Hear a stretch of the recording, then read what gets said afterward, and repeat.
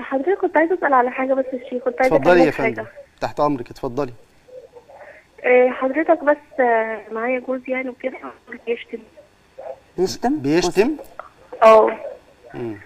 وعلى طول يعني بيقول الفاظ مش كويسه من غير اي سبب، هو اسلوبه كده وطبعه كده. مم. انا متجوزه بقالي 3 سنين ومخلفه منه ابني عنده 2 سنين. وهو دايما بيشتمك يعني خلال ال3 سنوات؟ اه. طب وانت لما بتكلميه بيقول لك ايه؟ يعني بيقول الفاظ مش كويسه. لا مش قصدي، يعني لما انت بتقولي له لا ما ينفعش ان انت تشتمني او كده، ايه بيقول لك ايه؟ بيقول لي هو اسلوبي كده، هو طبعي كده. وانا من الناس اللي انا ببقى هاديه قوي واسلوبي هادي اصلا، يعني انا طبيعتي هاديه معاه. ايوه. وبرضه تاثير من حاجات تانية كتير واهانه وقله ادب. فكان ادخل اهله واهلي يعني في الطلاق وكده. يقول لي معلش عشان خاطر الولد. بيقول لي ايه؟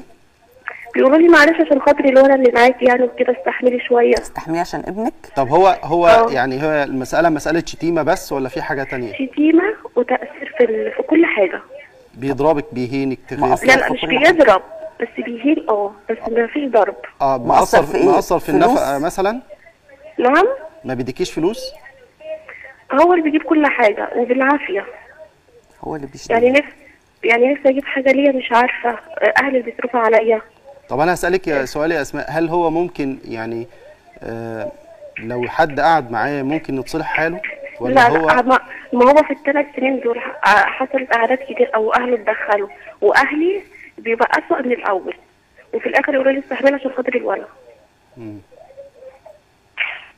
فمش عارفه اعمل ايه. طب لو اتطلقت هيبقى كده كويس عشان خاطر الولد، مش عارفه. ما هو احنا ما نقدرش نقول انت تطلقي وما تطلقيش، احنا ما بنتمناش ان الناس تطلق، يعني احنا بنحاول ان احنا نحافظ على الاسره. بس انا نفسيا تعبت. طبعا انا حاسس بيكي طبعا، مساله الاهانه دي صعبه جدا.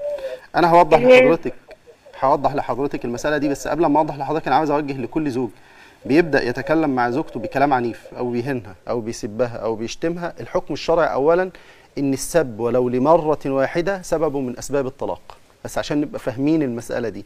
لو احنا بنتكلم في الحكم الشرعي في الارض الثابته اللي احنا واقفين عليها، لو شتم مره يبقى انت انسان ما عندكش اخلاق ولا عندك دين ولا عندك امانه ولا عندك اي حقوق، حتى لو مره. فده سبب ممكن للمراه ان هي تطلب الطلاق، ممكن. يبقى احنا بنتكلم في الحكم، احنا ما بنقولهاش اطلب الطلاق، بس احنا بنتكلم في الحكم. من اسباب الطلاق السب والشتيمه والاهانه، خلاص، ولو لمره واحده، وكذا ذكر الفقهاء عليهم رحمه الله. الحاجه الثانيه يا حبيبي الغالي، وانت اصلا بتسب وبتشتم، اعلم ان الله رب العالمين يراك. وسيدنا النبي عليه الصلاه والسلام قال من كان يؤمن بالله واليوم الاخر فليقل خيرا او ليصمت. ما تقولش والله انا طبعي كده واللي مش عاجبه. انت عندك للاسف الشديد يعني مش عاوزين نقول يعني في تحدي، وفي بتتعدى على حدود رب العالمين سبحانه وتبارك وتعالى بالسب والشتيمه. وربنا قال ما يلفظ من قول الا لديه رقيب عتيد. لا انا مش اسلوبي كده، ولو اسلوبي كده ما انا اقدر اغيره. ربنا قال قد افلح من زكاها وقد خاب من دساها.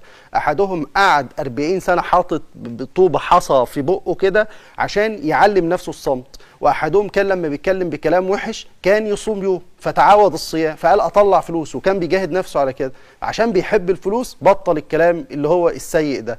وسيدنا النبي عليه الصلاه والسلام قال ان الناس هتتحط في النار تدخل جهنم وهتترمي كده. دي الاهانه بقى الحقيقيه، اللي بتهين زوجتك وبتشتمها. الاهانه الحقيقيه اللي انت بتترمي كده على وشك في النار والعياذ بالله بسبب ايه؟ بسبب اللسان. كما قال معاذ هل يكب الناس في النار على قال وإنا لمؤاخذون بما نتكلم به يا رسول الله؟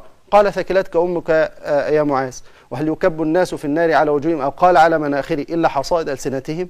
يبقى إذن نخلي بالنا من ده. طب أنا أعمل إيه؟ أنت اللي هتحددي، أنت اللي هتقولي والله الطلاق أسلم ولا ممكن أحاول مرة واثنين وثلاثة. رأيي حاولي مرة واثنين وثلاثة، سمعيه الكلام اللي احنا بنقوله ده، اقعدي معاه شوفيه، قولي له طب ما تيجي يعني لو كان أسلوبك كده ما تيجي أنا وأنت نغير الأسلوب ده بالراحة، وادعي ربنا واستعيني بالله عليه.